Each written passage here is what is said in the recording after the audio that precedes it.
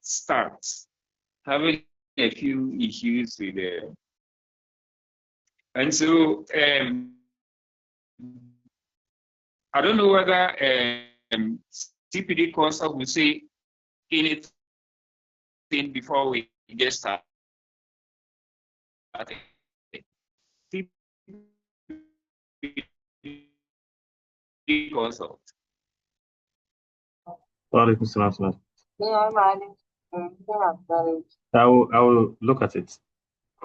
I'll do it. I'll buy it.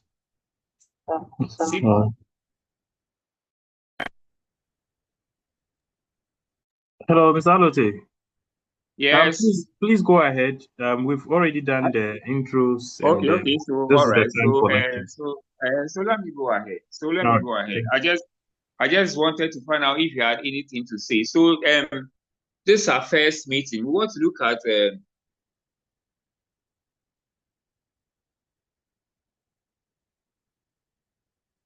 collection and handling of blood for the purposes of our proficiency training. We want to look at handling and collection of blood sample. Next slide.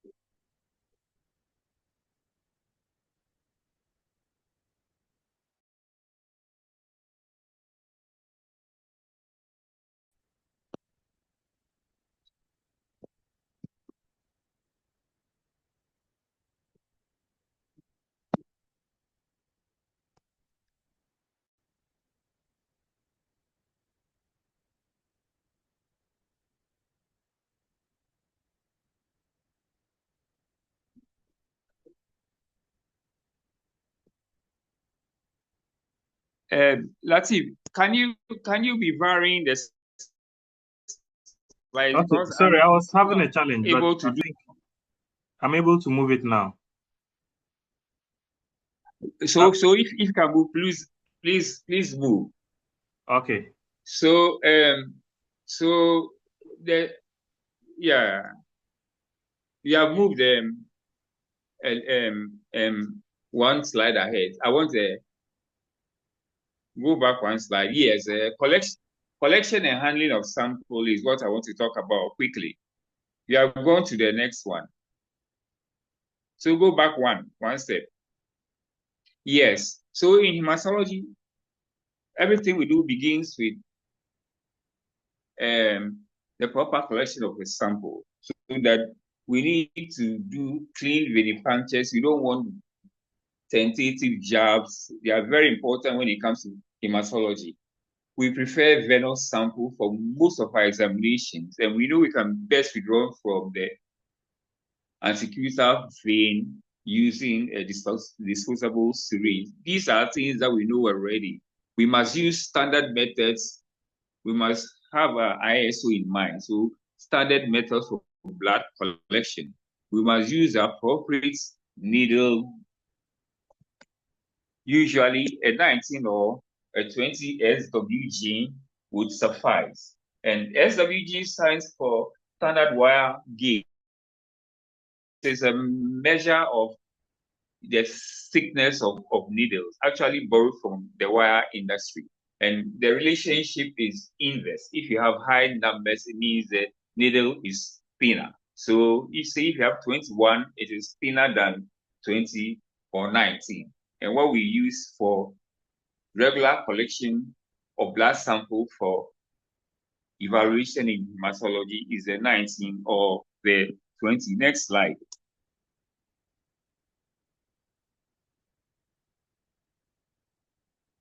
Next slide, please. Choice of anticoagulants.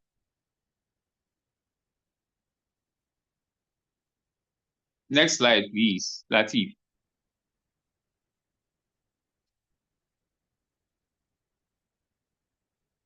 The choice of your anticoagulant depends on the purpose of your the test.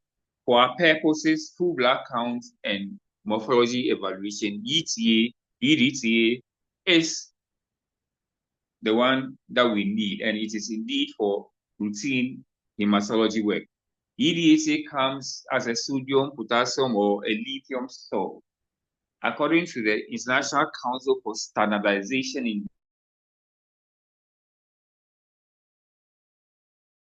hematology, the best one that happens to use it as 1.2 to 1.50 milligrams per milliliter of blood. And these things are very important because if we don't do these things for a start, then we'll create problems for ourselves. Because at this concentration, if you use a tripotassium salt, you have shrinkages and leading to decrease in PCV and gradual increase in MCV when the sample stands for a time. So if you check your logs, you see that your EDTA sample comes as K2, K3, etc. And so the K3 is less preferred compared to the K2. You see, when we use the dipotassium especially, changes are negligible. If we use the other ones, we might have more market changes. And so we must be very particular about the type of anticoagulants we use, because according to the ICSH, the dipotassium salt of PET must be preferred. Next slide, please. Next.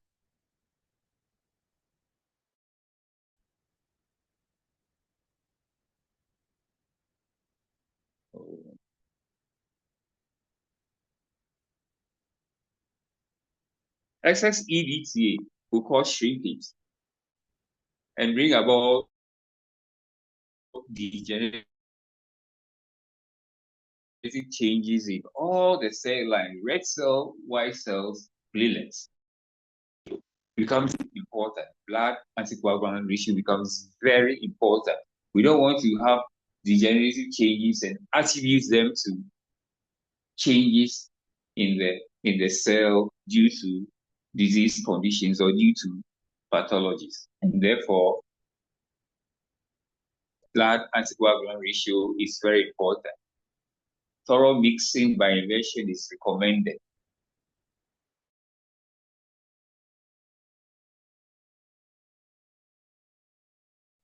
We prefer dipotassium because it is more soluble compared to the diastole, quite effective, but it's so inferior compared to the dipotassium. The advantage of the lithium salt is that we can use it for other investigations in chemical pathology. Next slide.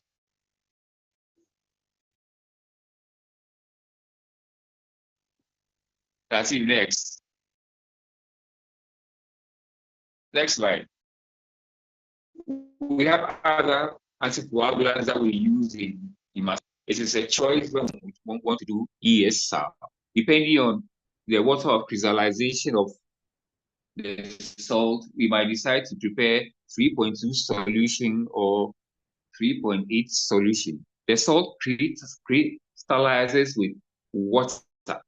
So depending on whether the crystallization is 2 molecules of water, we weigh and prepare 3.2% of the solution. If it crystallizes with 5 molecules of water, we prepare 3.8%. All these things are very important. We read them from the bottles or the containers of the reagents. These days, we are not preparing some of these things ourselves. So these things are kind of lost on us. But we need to be mindful of these things. That 3.2% solution means that the salt has crystallized with 2 molecules of water. So if it is 3.85 molecules of water, then there is heparin, sodium, about trisodium citrate. Citrate in times of need when our EDTA is giving us issues with our platelet count. EDTA cell has a clamping effect on platelets. And so when we have a lot of platelet clamps and we want to get the platelet count right, we might take sample into EDTA and run full blood count results so that we get a proper platelet count. Apart from that, we don't use trisodium citrate for routine hematology because we cannot use it to make smears and examine them. Because at the end of the day, within 30 minutes, trisodium citrate will cause a lot of gradations in your red cells. That's what happens when you use trisodium citrate. So you walk away from trisodium citrate if you want to prepare smears. It cannot help you.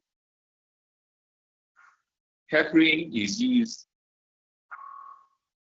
as a concentration between 10 to 20 international units per ml of blood. It is effective and does not alter the size of the red cell. The reason we don't use heparin in routine hematology is that it gives a faint blue coloration background when we stain with Romanowski's. And so we tend to use heparin when we want to reduce hemolysis to a minimum. For example, in osmotic fragility test, even indeed we can use that for a gypsy speedy because we want to look at want to reduce hemolysis due to anticoagulants or other things to a minimum because in these tests, hemolysis is the product that will be measuring, especially osmotic fragility tests. And so heparin is not a choice when we want to do CS for morphology because blue background means that it will be difficult for us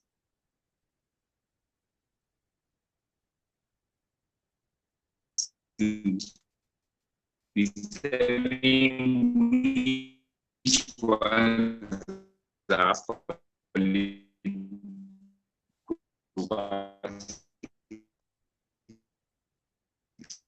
so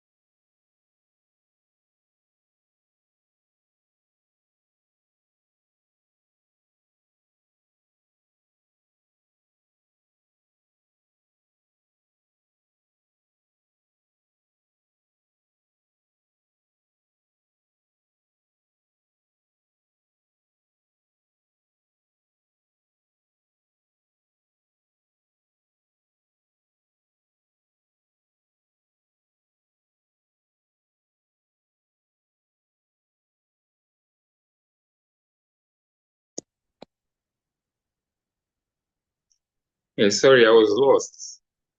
If we allow blood to stand in the lab before we make films, we start getting degenerative changes. We can see degenerative changes in pathological conditions, so we don't want to create them in the lab. You know, some of these things are not due solely to the anticoagulants used, because even in defibrillated blood, we see similar changes. So within 1 hour, you may not find any changes in,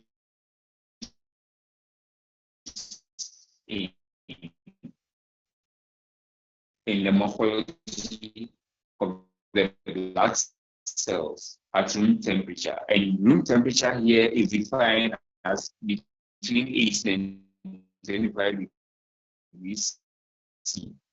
By 3 hours, you begin to discern changes. Changes become very striking when, when you go beyond 6 hours, so to 18 hours. Then the changes are striking. For example, in the neutrophils, the loops will begin to separate, and they tend to call them the generative neutrophils. Vascular begins to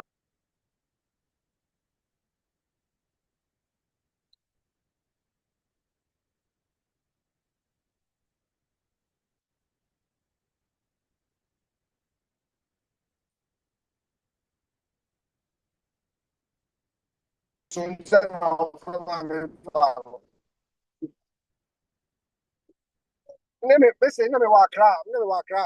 Ne mo moto we no so na me ba sa ba ba pata ko. So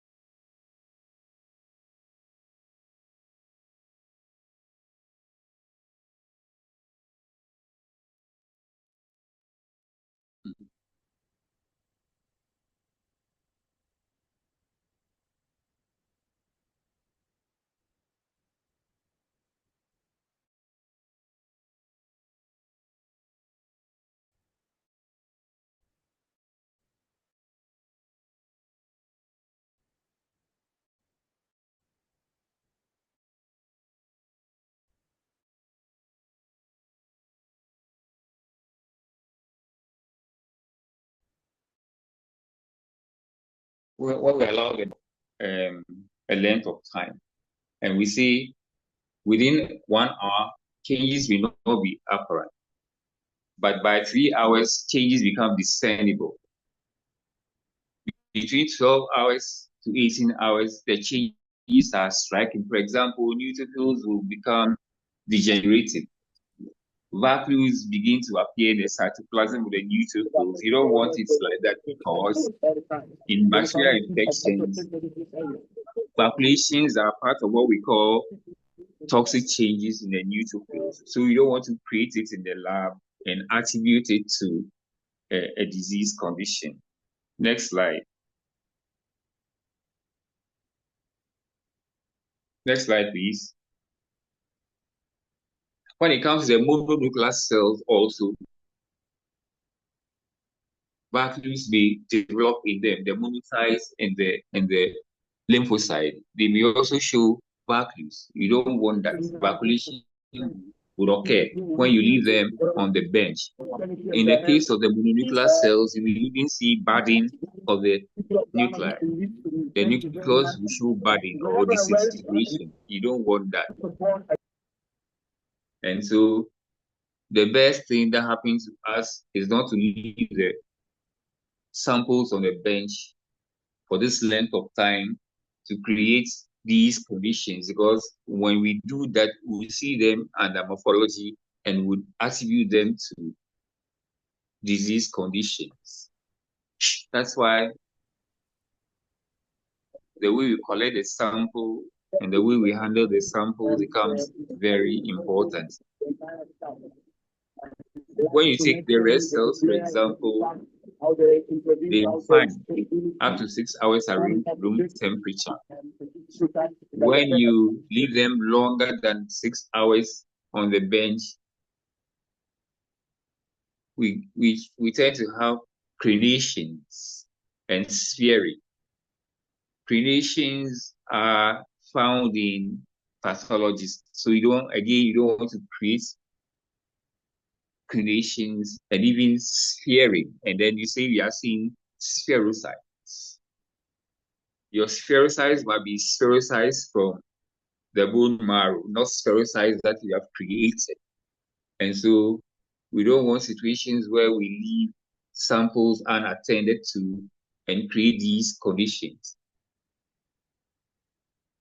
We see pseudospherocytes also when we examine the wrong end of the peripheral blood film. When you get to the tail end of the smear and you are examining from the tail end of the smear, you realize that the red cells you find there are like spheres because there will be no central color. So you don't want to do that and say you are seeing spherocytes. So these are some of the things we ought to be aware of so that we don't create these things and attribute them to disease conditions. We know EDTA in excess will cause shrinkage in especially the red cells in just a few hours. All of these things underscore the importance of making smears as soon as sample is taken.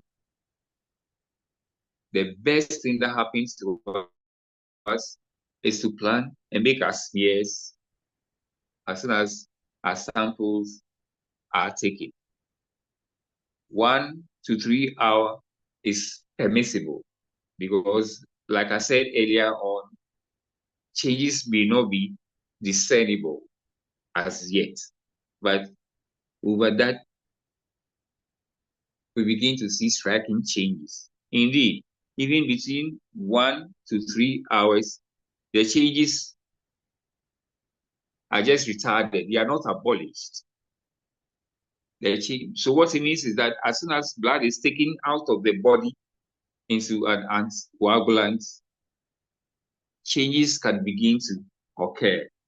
And so the earlier we do what we are supposed to do, the better results we would obtain. Next slide. Yeah. That's what I mean. Next slide, please. Let's see. Next slide. Are you there?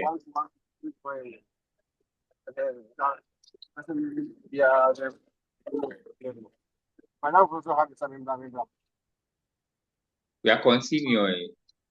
If the speaker wants to make a contribution, he can tell us that he wants to make a contribution because I'm hearing voices.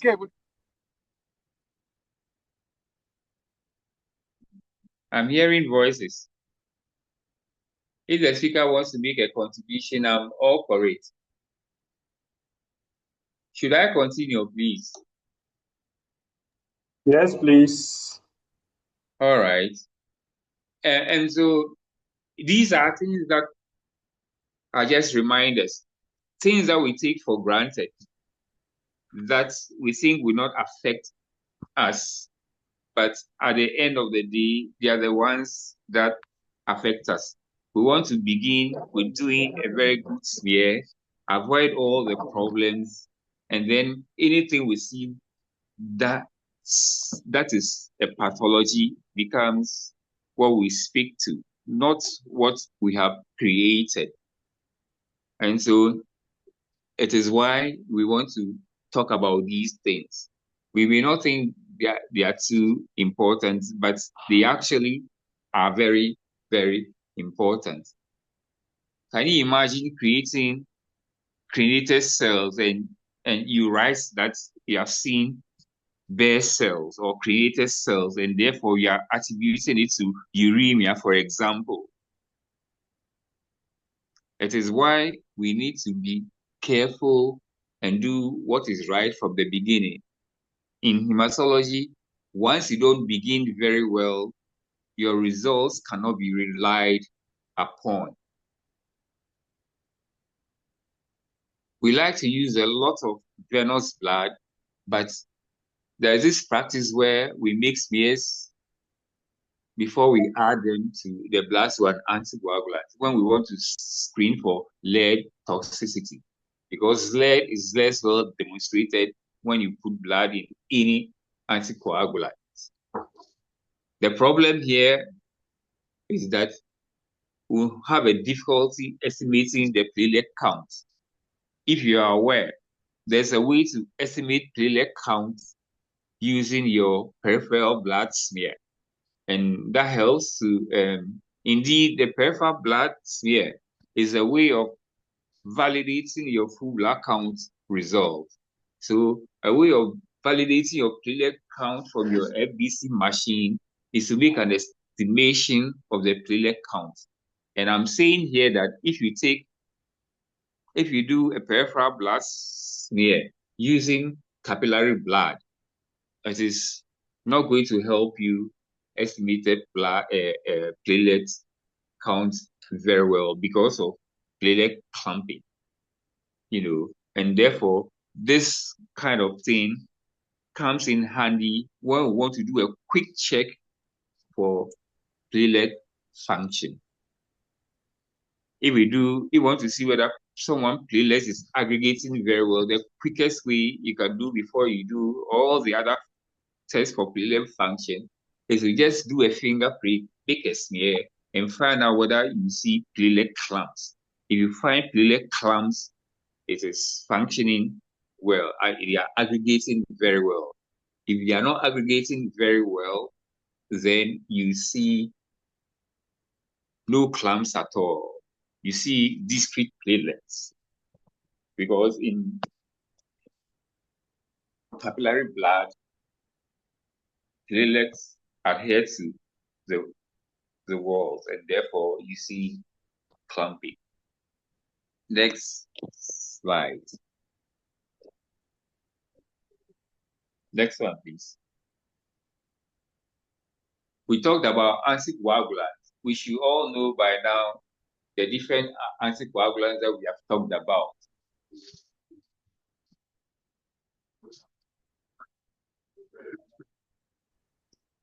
The EDTs, their mode of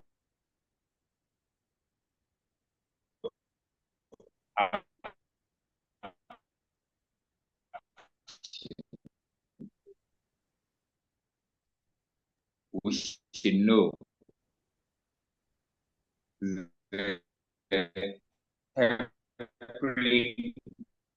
We should know. We should know. And I'm sure we all know this by now. So I'm not going to talk about it. There are other anticoagulants that we haven't talked about, that we haven't mentioned, because most of them, like the ones that are used in blood transfusion science for long,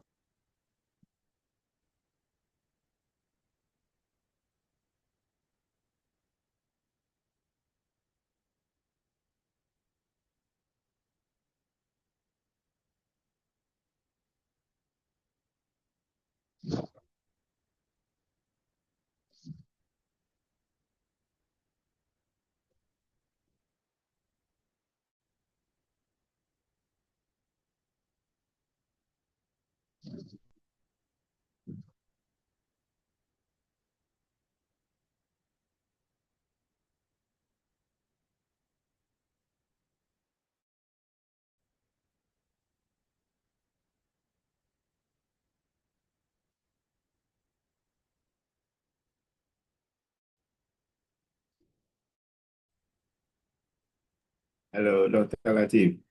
I think Ms. Alote lines is dropped off or automatically muted himself hearing anymore. If you can point him on that. Listen is me, I don't know. But I'm back. Welcome back, sir. Why my destiny is misbehaving today, I don't know. But I'm back. And so, like I said, some of these anticoagulants like the ACDs, the CPD, CPD-1, etc., our service solutions, etc., they are for blood transfusion. And then Paul and Hella, we didn't talk about because we hardly use Paul and Hella. But if your hematology should be complete, you must know about Winthrop technique for erythrocyte segmentation rate. Because after all, before the advent of machines and the rest of them, using the Winthrop was how packed cell volume was obtained before it went to micro hematocrits. Before now, you talk about your hematocrits from the analyzers. Next slide. We are getting to a close. We are getting to the tail end of it. Next slide, please.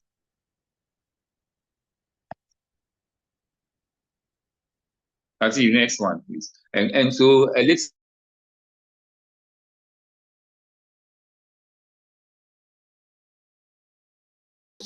examples before we do our full blood count result, before quantitative estimations is also a good thing. You see, because full blood count results will be a reflection of what you see on morphology.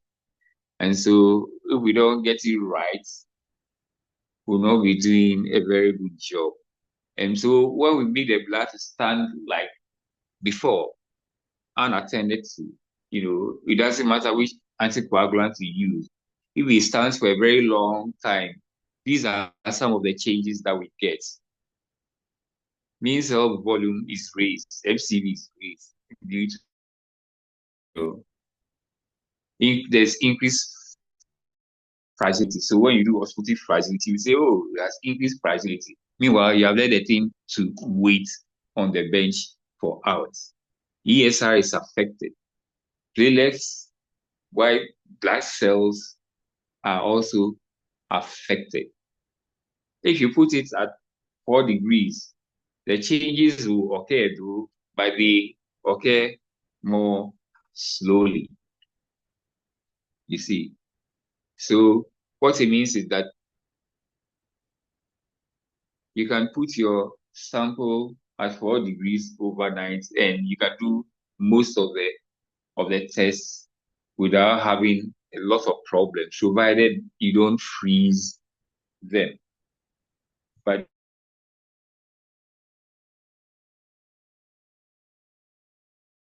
if you need to store at 4, it's more changes.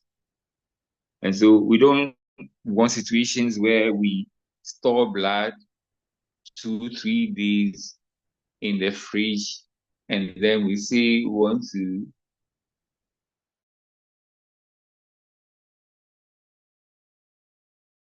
you see will be the genetic changes due to storage and all that. So the best thing that happens to us is that we perform these things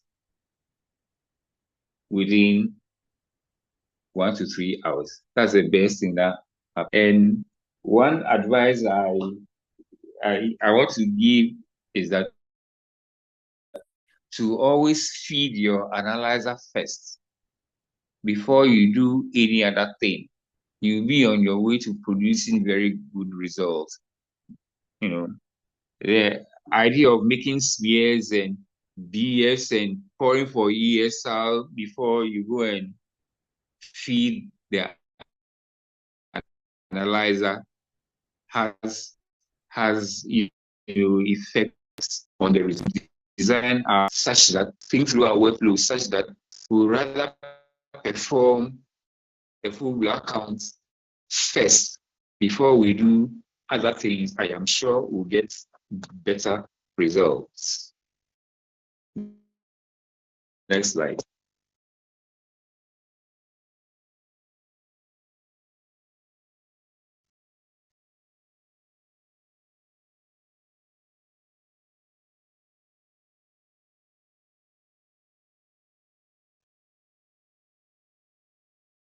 Yeah, I've gone one slide ahead, please. Yeah, slide ahead. One back. Yeah, one step back. Thank you. Okay. We are still talking about, the effects before quantitative estimation. So for platelets and white cells, you get your best results within 2 hours. Why? Because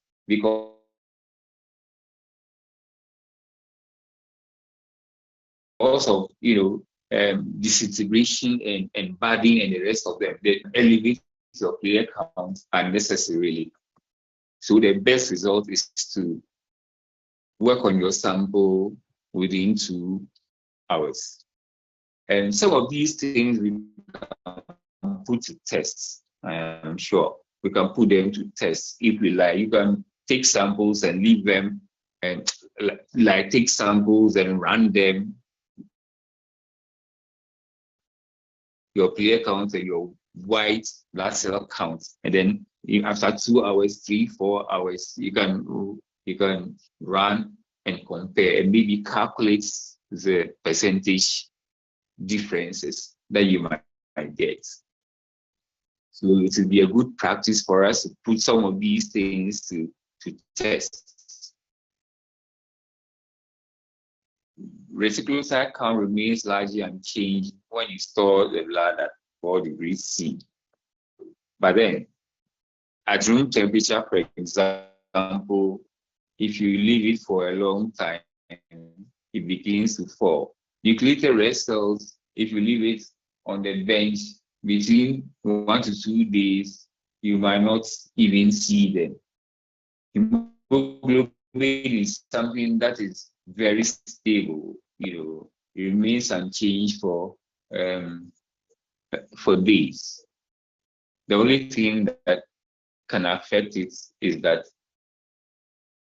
it may become infected. And hemoglobin estimation is spectrophotometry, and therefore anything that is that makes it turbid would affect it. So you don't want infections, the blood to get infected and make it turbid, and then you are going to read your hemoglobin value. So again, it will be a good idea to perform your test without waiting. All of these things underscores the importance of mixing your blood also thoroughly before running them, especially if it is from the cold, because mixing, and in fact, that is why we have the mixers actually. Yeah, that's why the mixers are there. The mixers are there. When you remove samples from refrigeration at 4 degrees C, you put them on your mixers so that slowly it mixes them thoroughly before you can do anything. Venous blood, capillary blood. What's the difference? You may think they are the same, but not quite, you see, because capillary blood is more from arteries. The origin from arteries, and so they are slightly different. And these are some of the things that have been found, that their PCV, hemoglobin, red cell count are slightly higher than in venous blood. I know for most of the time we are using venous blood, but this is food for thought, so that in case someone has, oh, it's a child, can't take the sample, can't take Venus blood, it's a baby, you can't take the, and then you are aware that some of these things may occur. Total white cell count, neutrophil count are slightly higher in capillary blood compared to venous blood. Even monocyte counts sometimes higher in capillary blood than in venous blood. These are observations that have been made. When it comes to platelets, it is higher in venous blood for obvious reasons, because due to platelet addition to puncture sites, capillary blood will have reduced platelets. And so when it comes to platelets, blood appears to be higher compared to that. So if you are making a comparison, using platelet counts from capillary blood and from venous blood, and you find the one from venous blood higher, then you know the explanation that it is possible.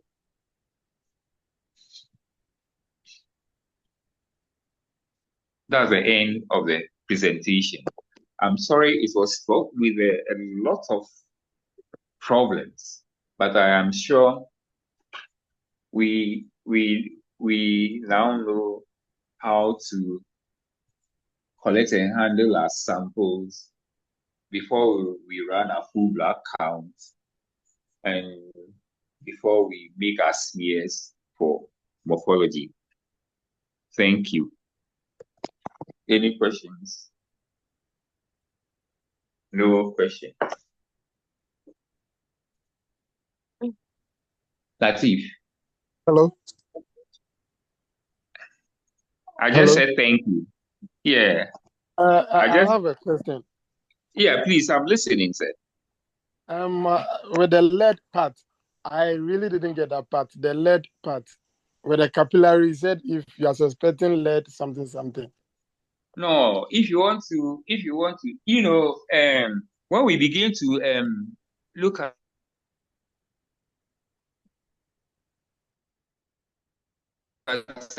disease conditions, people who have toxicity, people who work in paint factories, they tend to have lead poisoning, and so that if we want to demonstrate that in blood, it is better to take capillary sample rather than to take samples uncoagulated. You use no anticoagulant. That's all we are talking about. So maybe when we talk more about morphology, we'll get there. Okay. Thank you. None of us is doing anything on lead toxicity, but it is something that we must know, that if you want to demonstrate lead, it is less well done in anticoagulated blood. Lead toxicity is something that is seen on morphology. One thing when we see that we suspect lead toxicity, for example, on morphology is called punctate basophilia or basophilic stipplings. And then you are seeing basophilic stipplings on morphology, and you say, oh, you are suspecting lead poisoning. They want to demonstrate it. So I'm telling you that if you use anticoagulated blood, it is less demonstrable. So that's just information. Okay. Are you okay? Yes, please. Yeah. Thank you. Okay. Yeah. Any other, please? Because there's another one coming, a very important one coming, and I appear to have taken a lot of the time because of the problems I had. So please, if there are no further questions, I'll ask my colleague to step in and yes. Please, I have a question, please. Yeah, please go ahead. All right, thank you very much. Okay, so my question has to do with sample transportation for blood from comets. You know, there are a lot of labs that are not well equipped to do blood from comets. So in most Yes. cases, sample would be taken to be sent to laboratories where the blood from comets will be conducted. I would like you to talk a little bit about the protocols for the sample transport as far as blood from comment is concerned. Thank you.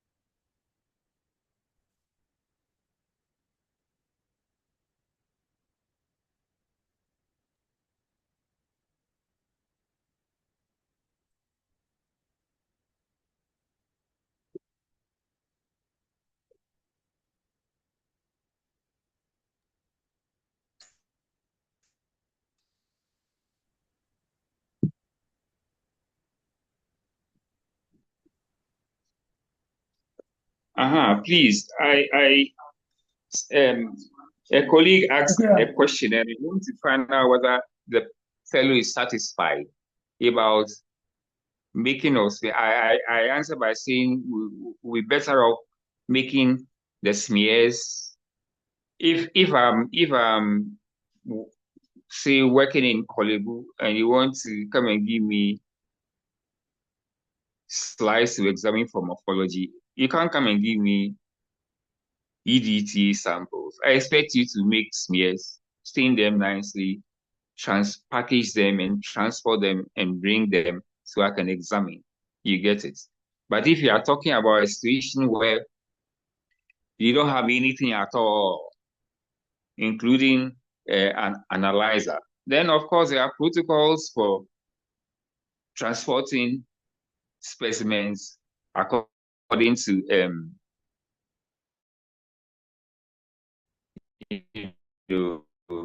QMS standards. You follow those protocols. Otherwise, if you perform your full blood count in your lab and you want to send morphology to another lab, a higher lab, to be performed, what you do is do your smear scan results. And if you can hear me, are you answered? Yes, please. Yes, please. I'm okay. Okay. A okay. follow-up Okay. question on that, if I'm permitted.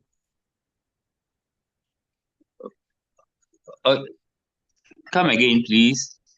Please, I want to make a follow-up question. Okay, sure. Okay, sure. All right. Yes. So in your presentation, you indicated that Okay, sure. for the measurement of reticulocytes, a blood sample stored at 4 Yes. degrees Celsius, blood stored at 4 degrees Celsius may not cause much change in reticulocyte count. I would like to know for how long can it be Yes. also stored at Yes. 4 degrees Celsius for more than 24 hours? Is it also accepted if it is more than 24 hours? No. All right. We are Okay. talking. We are That's talking fine. about. No. We are talking about. We are talking about the time frame where between the 1 and the 3 hours where you are not ready and you know you have to perform Retic count. what you call it, a retic count. So it is just slowed down or retarded if you like. The changes, most of the changes, I have said that retarded, not abolished. So if you Okay. store at 4 degrees for long periods, the changes will still come. All right. Okay. Thank you. All right. Yes, please. Thank you very much. Okay.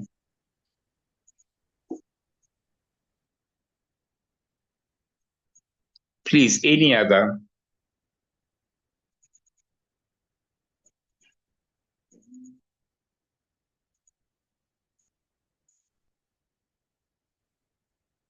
In the absence of any further questions, I'll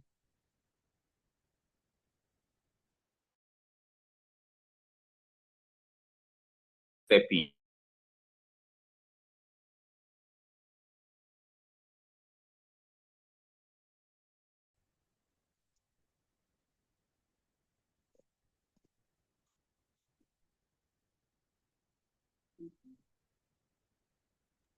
Hey, who's CPD that? consult.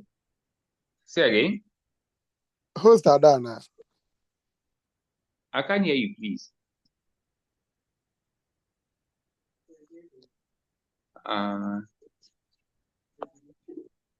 CPD consult, please come in.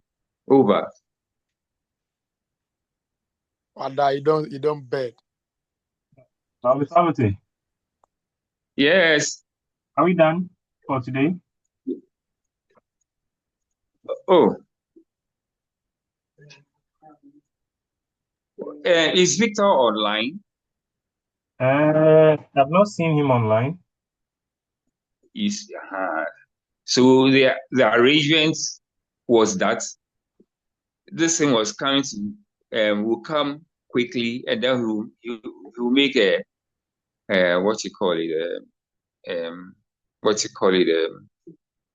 another presentation.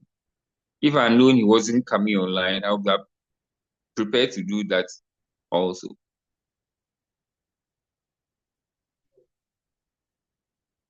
So CPD online, please. So maybe you can, if he's not available, we can continue with the questions and then Yes, and let's continue with the questions and and additions. If people have additions, subtractions, all of that are welcome. Additions, subtractions, all of it are welcome. Hello, Mr. Alote. I'm listening. This one is not a question. It's a add up to Prosper's question that he asked earlier on. Okay. Addition, you are adding. Okay, sure. So in you probably a distance like let's say Adenta, and someone who reads your blood film comment is like it's Kolebu. Yes. So ideally, you should prepare the film. But that is what I said. No, I just You are want to. saying the same things I said. I'm just want to add up to what you said. You are adding. Okay. You want to add up to what I said. Okay. So, right. Ideally, you should prepare the film with the protocols that we know on the film aspect. It shouldn't be in a EDTA tube for a certain number of hours. Yes. So first thing you have to do is when you take the sample, then you prepare the film. Make sure that you prepare the film very well. And then I agree with you 100%. If you cannot stain it at your end, just prepare the film. And then you send it and write a note attached to it. If you have stained it to, you write a note to it. How you prepared your stain, this thing, you also write a note. So the person who received the slide will know that you have done this and this and this and this and that.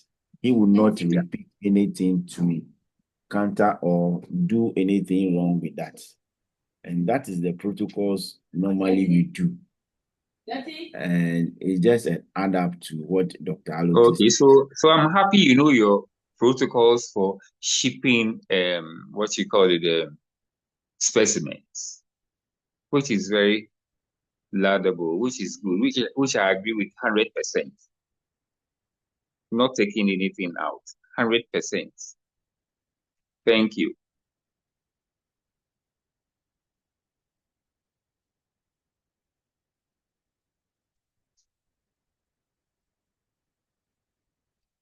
Please, so I want more additions, so I want more add-ons. Looking at this on a face value, would think that some of these things are not crucial, but they are indeed crucial because, when you pick a slide to examine, a lot of things could have happened to the sample during film preparation, during staining, etc., etc. That can simulate disease conditions. That is why we want to do things the way we have just talked about, so that we reduce these things to a bare minimum, so that if we see them pronounced, then we can attribute them to disease conditions. And so it is important that we adhere to some of these things we have discussed, especially making your smears for morphological evaluation as early as you can without waiting, because the more you wait, the more changes that would occur that would confuse you when you want to make decisions.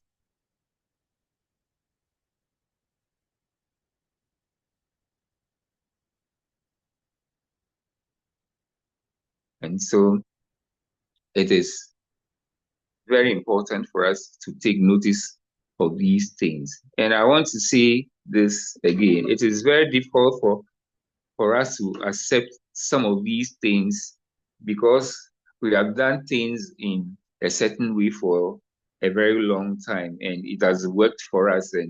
And so we think, for example, the best thing that happened to your full black count results would be to feed your analyzer first before you do any other thing. But you see, in places, they will go and pour the same sample, take some for smears, for ESR, for BF, for sickling before you go and feed the analyzer. When you are not mixing very well, you are changing anticoagulant blood ratio along the line before you get to your analyzer. So the best thing to do is to design your workflow such that you feed your analyzer first, and then the rest of the things would follow. Any more questions?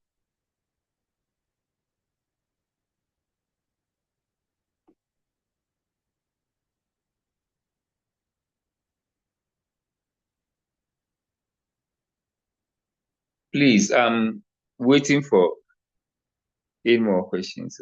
A lot more contributions. Probably no questions. I don't want questions that I can't answer. So a lot more contributions will be fine. Contributions.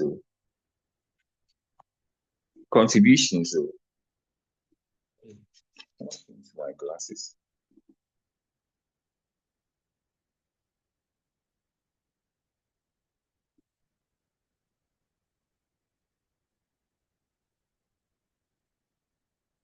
Why is everybody quiet?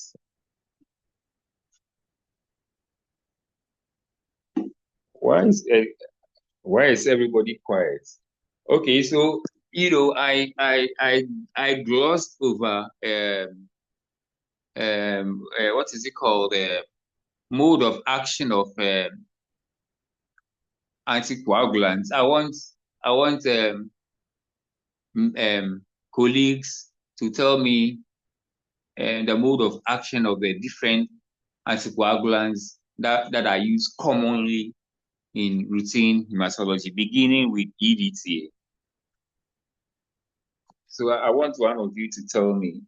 Otherwise, the people who ask me questions, I'll mention their name. Someone should volunteer.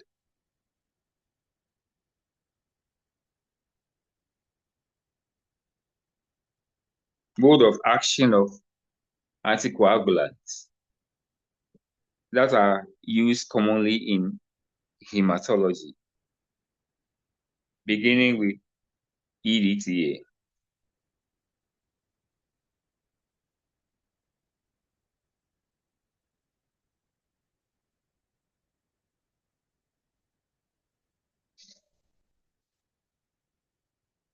Can I, Doc? Yeah, you can, by all means. Okay. I think EDTA prevents Don't blood think, we'll clotting. say what it is. Okay, Please don't think. EDTA works by chelating calcium, which is the clotting factor 4. So once it removes it, it makes it unavailable to be used in the coagulation cascade, thereby preventing the blood from clotting. Thank you. Yeah, that's 100%. Thank you. Yes, another volunteer to talk about trisodium citrate, or whichever one we are ready to talk about, trisodium citrate or heparin. These three are the modes that are commonly used. So the next volunteer should talk about one of them. Yes. Citrates. Okay, I think citrate also works by binding to calcium, but the only difference is that the binding caused by the citrate is reversible, unlike the EDTA, in which it is complete chelation, making it unavailable. Unavailable. Okay.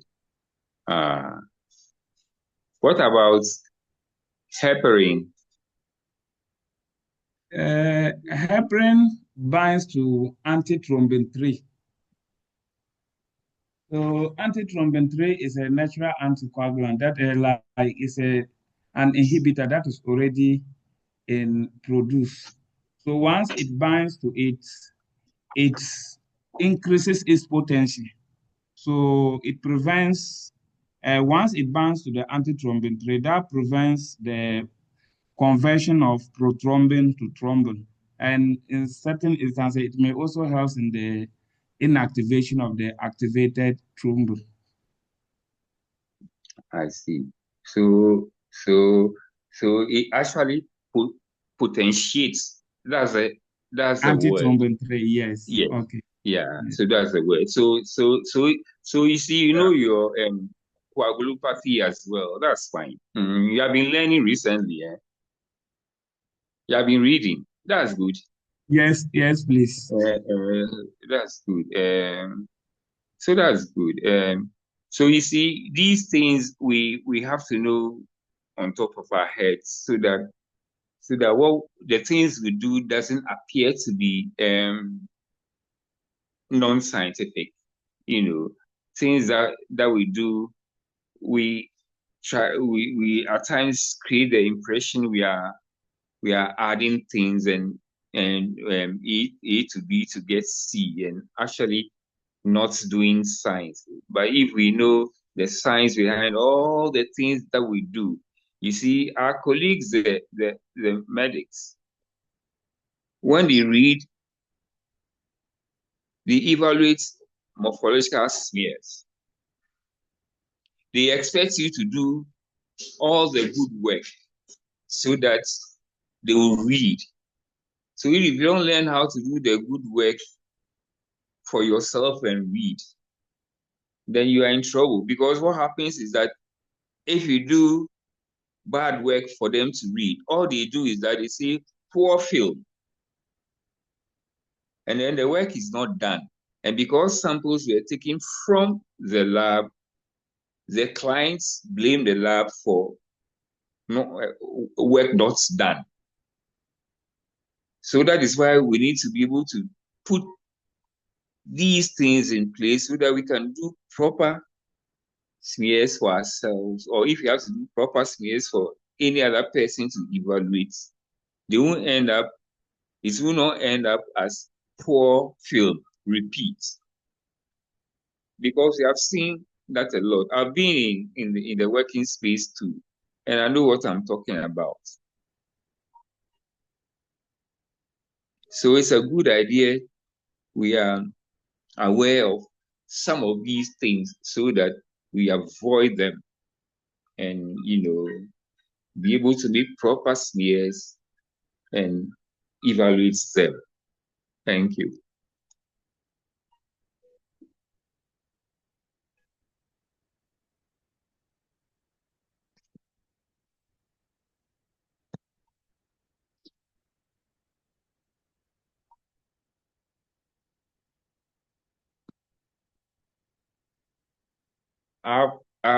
The plan was to also have a presentation on full blood count, okay? So that we're going to look at,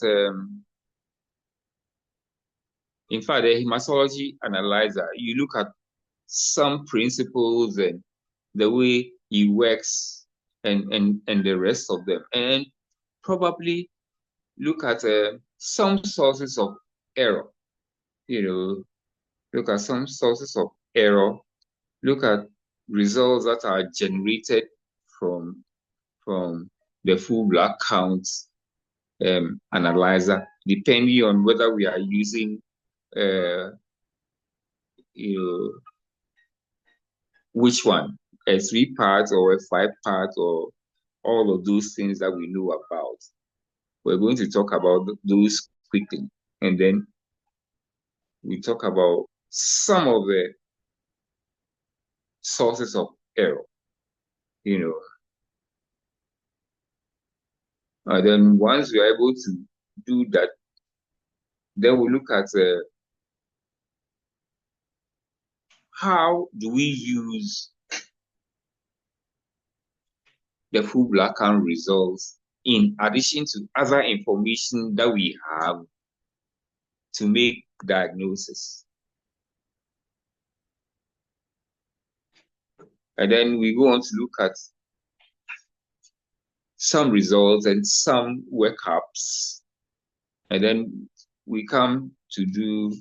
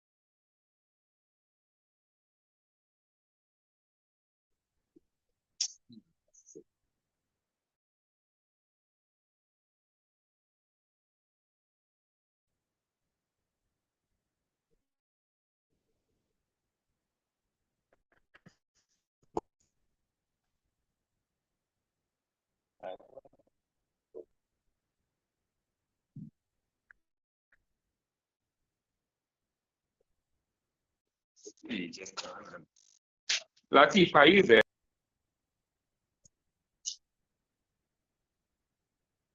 Hello.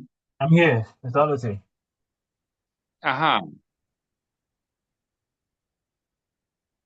So, Yes, I'm still open to questions. yeah, it Because, appears there are no more. There are no more. So maybe you can release them to go and rest ahead of the next lecture. all right. So okay, so let me call you afterwards, okay? All right.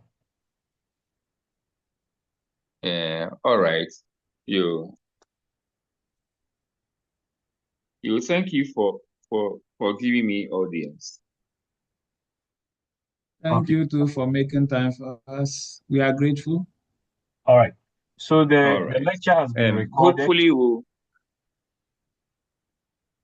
So we'll hopefully host we'll the yeah. lecture on the recorded lecture on the learning management platform, where you would also Okay. have lecture notes which would be shared on it. So you can go there and then access all materials, including the quizzes and assignments that would also be given along the line. And so you'll be covered. So if you missed any part of the lecture, I believe you can go over the recorded version and then you'll be fine.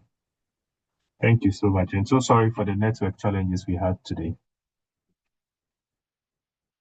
All right. Thank you. The beginning was a bit funny. That's very much. Yeah.